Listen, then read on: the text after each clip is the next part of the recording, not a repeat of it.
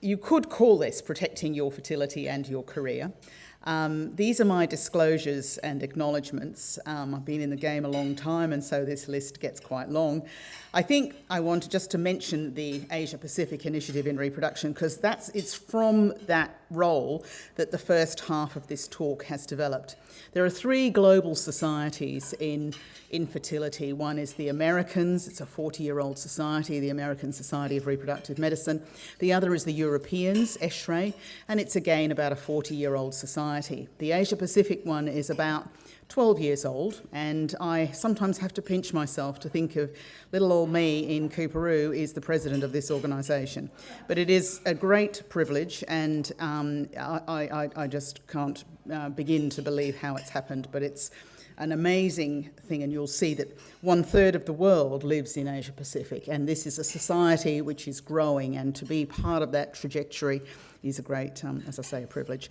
The other thing is that I have, over the last 4 days, joined pro-life health professionals, and I think there's roles for people like myself who are coming to the end of their career to ensure that young trainees in either the physician's college or general practice or in O&G are able to make a choice as to whether they're involved in end-of-life care, whether that be for unborn children or the vulnerable aged. And I think that's something that we're going to have to address as we move forward. However, today what I'm going to talk about is declining fertility, the evidence and the consequences, and I'm going to take you through fertility counts and give you a couple of links to that. And then I'm going to talk through the evidence for interventions which address declining fertility, and then try to take that back home to us or to medical graduates who want to have a career and raise a family. And I do have a daughter who is on the physician's training program. Now, what we have is declining fertility. And of course, in the old days, this is the sort of graph that we knew about, and it was first raised in 1798 that when we had 1 billion people, that we were in trouble, but we were going to have this sort of concept of we were in a glass bottle, and there was only so much media in the bottom of the glass bottle, and we were insects, and we were going to exceed our resources. And of course, Pearl Ehrlich articulated this in 1968, and then again in 2008. But there was a lot of counter-arguments, and of course, that we might improve in our utilisation of resources, we might innovate in food production, and it wasn't really a problem. Where were we on Sunday when I was updating this talk? We're actually at about 8.1 billion around the world. And of course, if you look at the little graph there, the little map, you'll see that 1/3 of the world's population live right on our doorstep in India and China, and some of these populations are extraordinarily dense. I'm now going to take you back 60 years, and this is a photograph from outside the White House in the United States, where women in America were campaigning for the right to access the oral contraceptive pill. And it's hard to believe that in 60 years, the pendulum has swung so much. This is data from the World Bank in 2021, and it's a little bit of a busy slide, so I want to take the time. The bars represent the average number of children that a woman would have in her country, and you can see Australia is marked there as a little red arrow. Now, the top diamond is what it was in 1970. So you can see that Australia at that time was having on average about three children in 1970. And you can see that as time has gone on, that in all populations in the world, it has reduced. And you'll say, well, what is that line that's there? That line is set at 2.1. And that line is called replacement rate, so that if every woman who is of reproductive age has 2.1 children, the population will remain stable, give or take. Now, there are obviously some other factors, migration and ageing of the population. But you'll see that universally there has been a reduction, and particularly let's drill down to Australia in the next slide. And this is looking at the total fertility rate, and I'm going to use that term a lot. It's TFR, and it's the number of children that a woman has in her life. And you'll see that from 1975, the red arrow, Japan, Singapore, South Korea and Australia have been below replacement. So for 40 years in Australia, we have not been having enough children to keep our population stable in growth. And the politicians have known about this. So how have we solved the problem? Before I take you to that, some of you may say, well, who cares that the total fertility rate is low? Isn't that good? We're destructive to the environment. It's not green to have more humans in the world. The consequence of a low fertility rate from an economic point of view is that we have fewer young workers, less tax. That's the economic output per capita. Young workers tend to save. They tend to often invest. And of course, there's less savings for investment if you have fewer young people.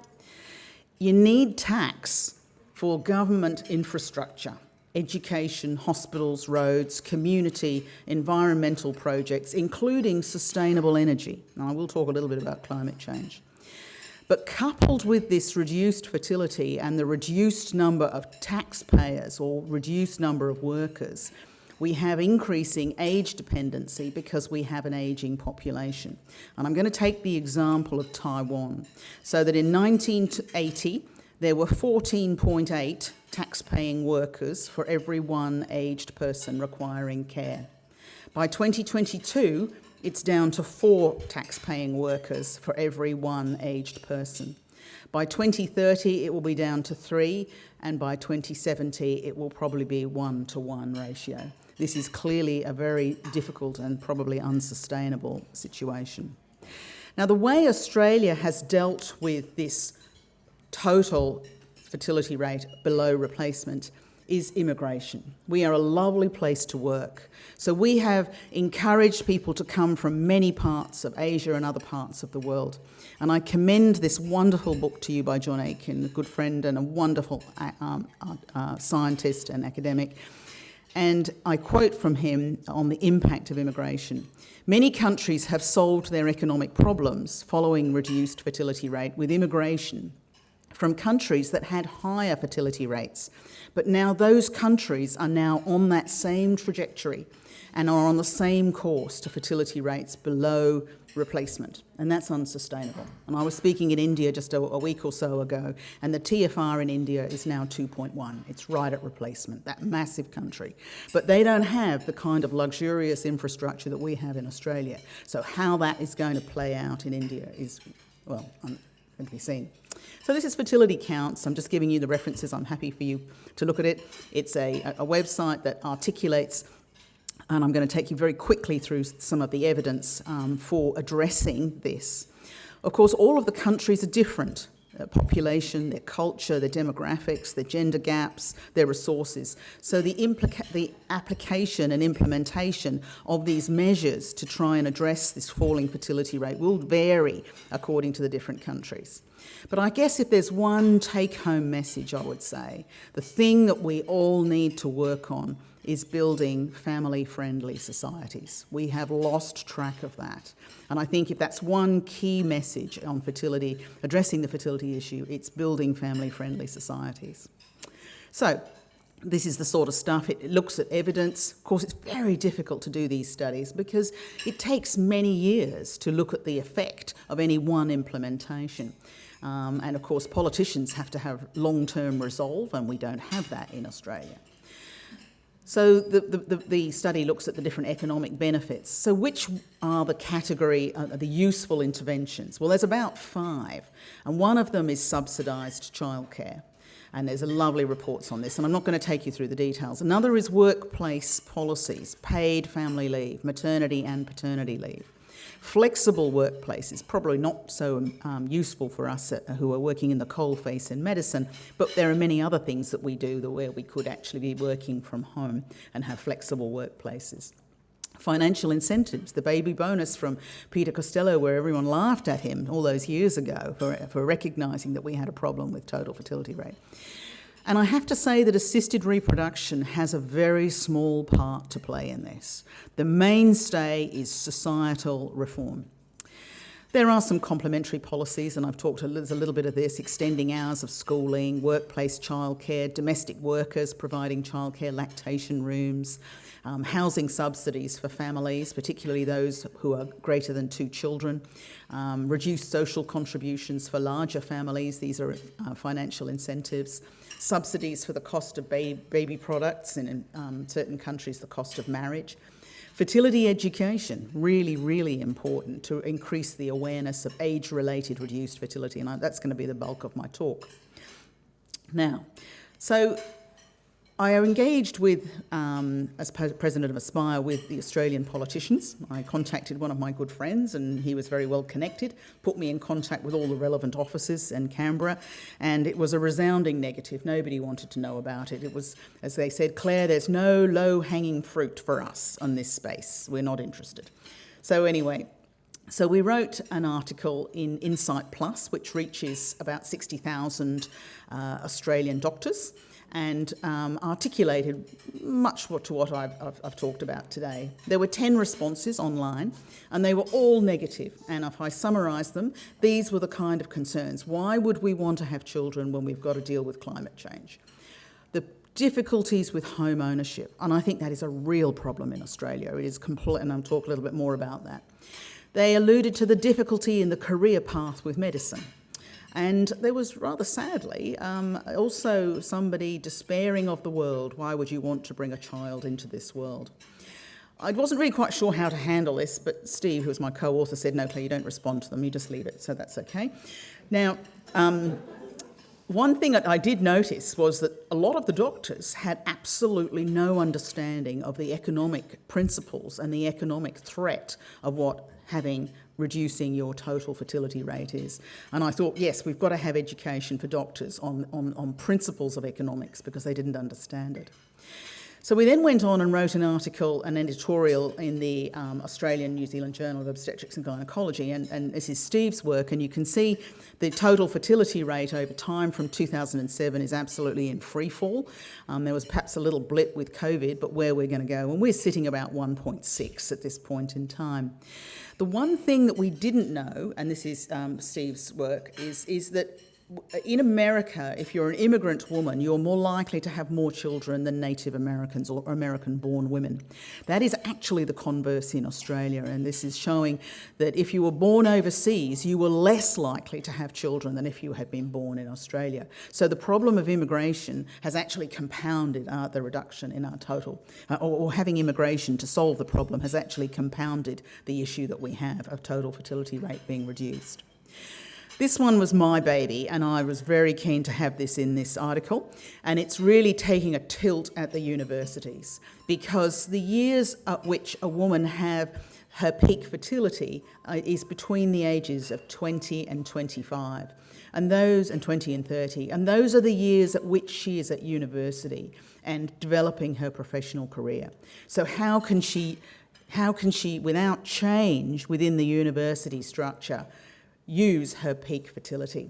And I was absolutely appalled when my 22-year-old daughter, who is studying to be a high school teacher, but probably because she's my daughter, wanted to have her children early, was found that her whole degree will be held up for 2 years because there's a 6-week prac that she can only do in September.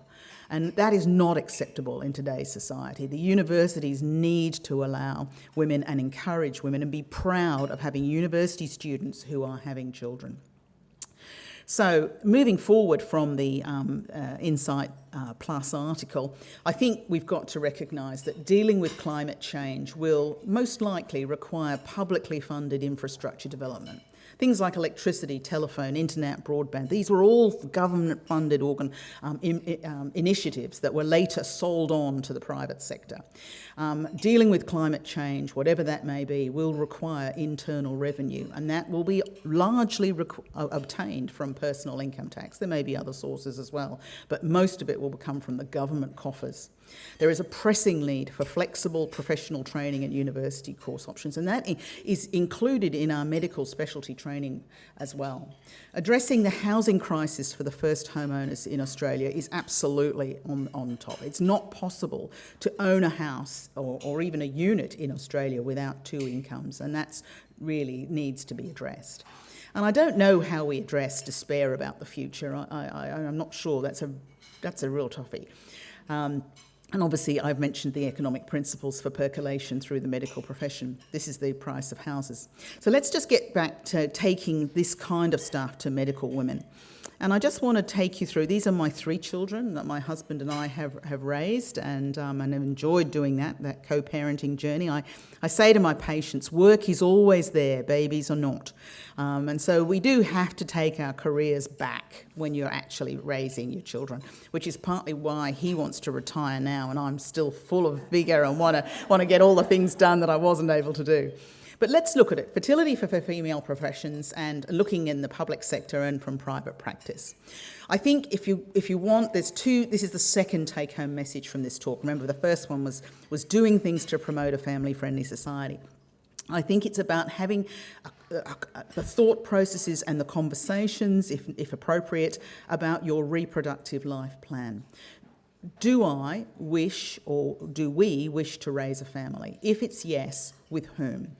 If it's possible, what supports do I or we have, and when? And what are the biological limitations? What about age? What about the level of AMH? Should the storage of oocytes and embryos be considered? And if so, can I or we afford it? I think having a reproductive life plan, like you do about your career plan, like you do about your mortgage or your holiday plans, having a reproductive life plan is the key. So how do you prevent infertility? How do you prevent coming into my waiting room? Well, it's about avoiding deferral. I've talked to you about the peak fertility, which is 25 to 32, 34. Avoiding sexually transmitted infections, avoiding smoking, and avoiding heavy, unhealthy body weights, too light or too heavy. But of course, the main thing is that the most eggs in an ovary are in when a girl baby is 28 weeks. And I haven't got a pointer, I don't think, on this thing, but you can see the curve that when we're born, we have about 500 oocytes, and by the time we're starting to use them at the age of 30, we're really at the bottom of the barrel, and I'm afraid that's the biological imperative that we have. So do I think we should evaluate ovarian reserve? That's done with an AMH. You can use an antral follicle count, but the AMH is probably better standardised. It's not funded by Medicare. It costs about $90 an assay, can be measured any time during the menstrual cycle, and it's a marker of ovarian reserve, the number of antral and pre-antral follicles within the ovary. It is affected by hormonal contraception and low body weight, but for the most part it's stable throughout the menstrual cycle, and you can see that the curve of it parallels fertility. You saw that curve of the dropping off of fertility after the age of 30, and the AMH level is much the same. This is actually a concocted graph of AMH over life, and you can see, and actually my numbers have moved off to the left. It's actually not quite right, so I'm going to go across here. So this is 20, and this is average, the red, and this is 30. So this is our best fertility when the AMH is reasonably high. These guys have got polycystic ovaries. We want to be picking these guys up. These ones are the ones who have low AMH, and they may have regular menstrual periods or they may be on the pill, but you really want to be picking them up because they are on a trajectory to an earlier ovarian failure. And of course, no one in this room needs to be told it takes so long to become a doctor, particularly with an undergraduate degree and a GAMSAT that's almost impossible to pass, and then 4 years of medical course, internship, working your way through the hospitals, being a registrar if you do subspecialty as well. And you're 32 to 39 when you're able to enter private practice and completed training. So it's a really tricky one. So one of the things that many women ask me is, should I store my eggs? So let me take you through the history of egg cryopreservation. The first live birth from a slow frozen oocyte was in 1986. We actually don't know when the first live birth happened. We think it's probably somewhere in Japan. But no one's sort of putting their hand up. There's actually speculation that it was in Adelaide. We're actually not sure. Now, the ASRM announced, that's the American Society, announced that oocyte freezing was no longer experimental in 2012. The thing is that, though, that eggs are a very difficult cell to freeze because they're the largest cell in the body and they're incredibly genetically unstable. If you can imagine, if you remember the genes, you have that, they're like sort of balls of wool, and the histone proteins are sort of holding everything together.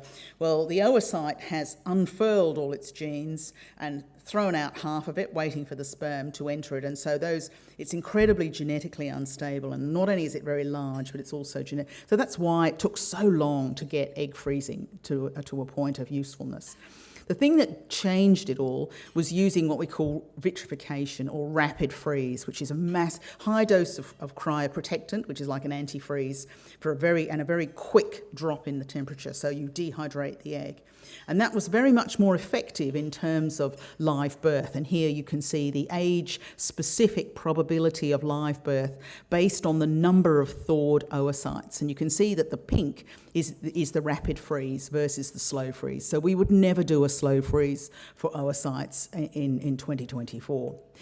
So drilling down a little bit more here, you can see that the curve is clearly influenced by age, so that women have the highest chance of live birth on the left at 25 and the lowest at 42.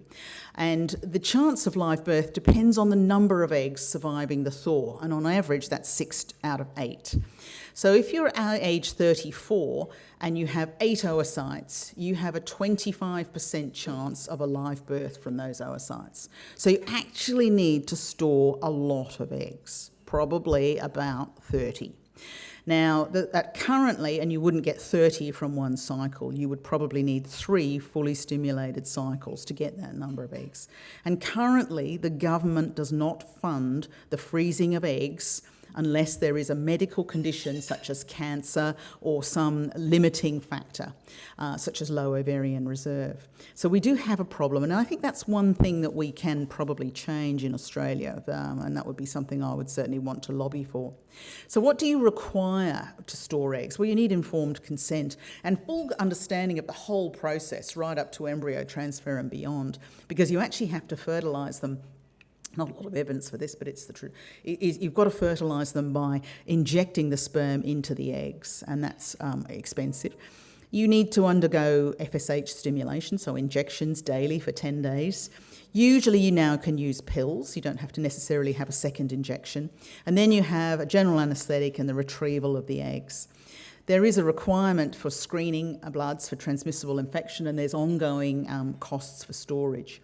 Of course, there's uncertain costs at the time of thawing the eggs. We actually have no item number to thaw eggs in Australia at the moment. And of course, as you've seen in the graphs, the success rate is dependent on the age of the female at the time of the oocyte retrieval.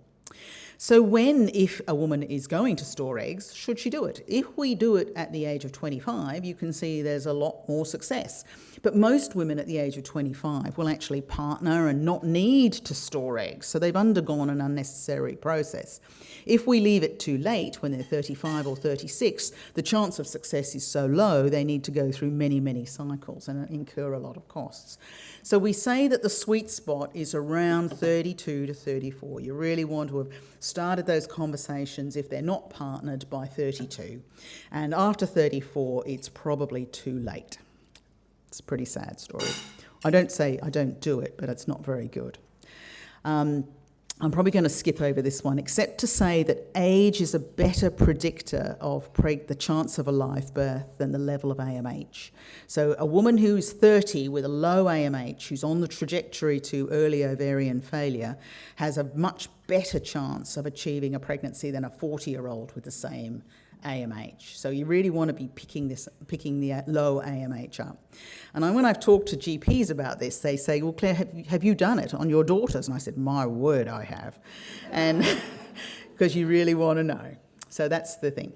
So we want to, now, I guess, I don't know, have I got much time? Because I just wanted to share a little bit. I don't like talking about myself, but they did say they wanted me to. But anyway, what are the childcare options that we have? We can have our partners, ourselves, we can work part-time, we can have our family, we can have employed childcare, we can have facility care. The thing about facility care that makes it so difficult for doctors is the management of the infections, that these children have massive numbers of sickness and gastrointestinal infections, and there's some really good data on that. But there's some things that came out of the, on-demand childcare, for instance, that actually workplaces will keep spaces in their on-site childcare centre so that if the child's usual child carer is sick, then that woman can, or that person can go to work because they've got on-demand childcare. And I think childcare provision in the workplace may well be an option. What do I remember about being at medical school? I remember being so excited. It was the 70s and Whitlam had given us free education, and I came from a fairly poverty-stricken background, and my parents would definitely not have paid for me to go to university. So it was just glorious. I was so excited and wonderful. And I had a great sense of vocation, and I thought medicine, and indeed it hasn't failed to deliver, it was going to be an ongoing career challenge, and it really has been that. It also was an economically secure decision, though that was the third, and I emphasise that. So I was really quite shocked when my colleagues liked this book, The House of God, by Samuel Sham. I just couldn't really get it, or maybe I'm a Pollyanna or a rose-coloured spectacle kind of glasses, but anyway, that's me. Where did I find I actually found mentors in my older group, and I'm really glad I had some pictures of them here. One of them is Margaret Williamson, who's an endocrinologist in Brisbane, and she was the first female to pass the physician's exam from the PA, and I was the second, and she was just a great mentor for me. But of course, Margaret didn't have her first baby until she was 40, and the other person was Gillian Wood, who it was an infectious diseases registrar who had her first child in Med4 and had 3 children whilst training in internal medicine. And I talked to her, how did you do that? That's just amazing. She had no family support, and she gave me and Russell so many ideas on how to do it and how to choose your childcare system. So I reckon choose somebody 1 or 2 or years above you whom you admire and sort of follow in their footsteps. And I remember one of my male colleagues telling me that as well. I think really at work, communicate legibly and sensibly in medical records. And of course, you guys have to make decisions about talking about patients in texts. And I think that's quite a difficult sort of situation. You need to be very careful there.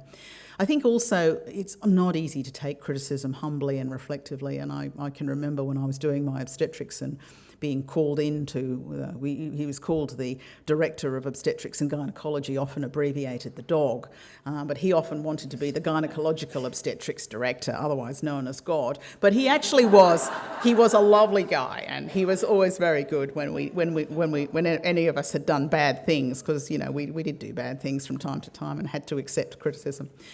And I've talked about looking every patient in the eyes if there's someone you love very much, because they were once somebody's innocent and newborn baby, even though they seem to now be a borderline personality disorder and they're annoying you because it's midnight and you're at Ipswich Hospital and you want to go and have a cup of tea. I do think that it's really important to keep a strong peer group of like-minded doctors, and I've certainly had my besties, and my besties were always men to start with, but now as things have changed, I've now got besties who are women, and I'm really glad about that, because of course it was often a male-dominated thing. I think surviving in the public sector is really tough. I did 16 years with Q Health, and I have to say I've really enjoyed being in private. You're going to hear about that in a moment. I think actually one thing that's sort of come in now, and it's about the multi-source feedback, and I think it's really very positive, and it's not threatening. And I now voluntarily undertake an MSF every 2 years for my team, so my team I know whether I'm off track or on track, and it's always very good. There are always dangerous people in these big organisations, those who are exploitative, the narcissists, the cynical, the personality disorders. It's really important to recognise them and give them a wide berth. So let's now turn to private practice, or flourishing in private practice. I'm just going to take you through some of the positives of it. I mean, obviously, I found it fantastic. I think the personal and professional autonomy as I was raising my family was really important. I could cancel the morning and go and read with my young children at primary school, and I loved that. And I remember my 6-year-old daughter once saying, "I'm going to be like you when I grow up, Mum." And I said, "Oh, what's that?" And she said, "Oh, someone who doesn't work." And I thought, wow. So there's a lot of positives there, and I think the long-term care of patients. I mean, I've actually got a lovely little girl who's got a combination of polycystic ovarian syndrome and a 45XO, and I looked after her when I was an obstetric registrar. Her mother tells me, and they've been with me for over 20 odd years. They followed, because I looked after her mum when I was doing obstetrics, and so the long-term care is just beyond belief, I think. There are negatives. Look, the responsibility is often onerous. It invades into your day. You can't walk off the job. Administration is an absolute bane of my life. Keeping a peer group is very important, and I'll talk a little bit more about how to find a peer group when you're in private practice, because it can be intellectually isolating. And of course, you've got debt. But of course, from a family point of view, and there's as I've said, you can have workplace childcare. You can bring your childcarer into your rooms if you want to, and you can take off school holidays and work evenings when your partner when you haven't got childcare, for instance. Of course, there's no paid maternity leave. That's a big negative, and sickness is particularly difficult. That was certainly with 2 surgeons in the house. Sickness was quite difficult to deal with. But talking about the professional isolation, I really think I've really enjoyed working within the college, and I don't call it the college, it's our college, it's my college. And I've loved assisting and mentoring younger members and advocating for patients. Teach Train is a great learning platform. Volunteering for committees, boards, leadership roles, and undertaking leadership training is also really very rewarding.